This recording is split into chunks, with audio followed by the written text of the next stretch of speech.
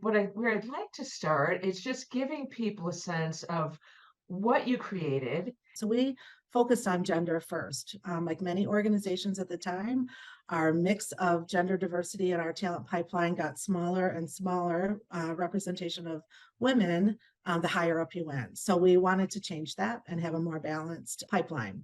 So with our focus on women, we started with our business resource group, our Women's Inclusion Network, and they were phenomenal. They had set a strategy for their team that aligned with the diversity and inclusion strategy, and they had their clear focus. So as women spent time learning from one another, and as men, like as the organization came together to really learn about each other's experiences, it really helped expand people's minds and understanding. Because a lot of times people would think, I know that happens, but it doesn't happen here.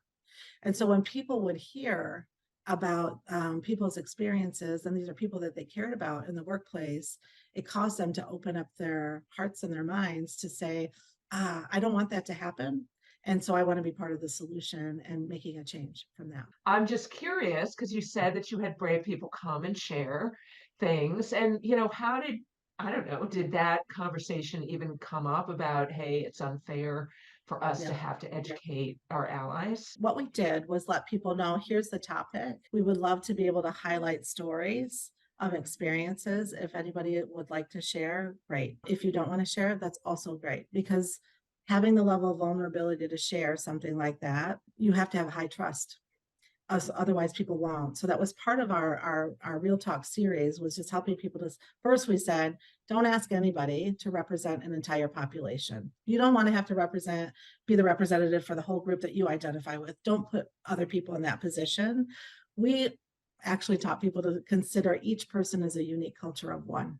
So like, remember that. And so just because one person, like there might be some commonalities across experiences, but not everybody's experience is the same. So please don't put somebody in that. Ask them about their experience. Does others on the call have some really cool experiential ways to get the organization engaged? I just want to kind of uplift those last comments by Dirk and Lynnette, that leaders' actual investment and your modeling the ability to like be accountable. I make mistakes, but I'm going to demonstrate investment and accountability. That can make or break the level of success in true change, in my experience.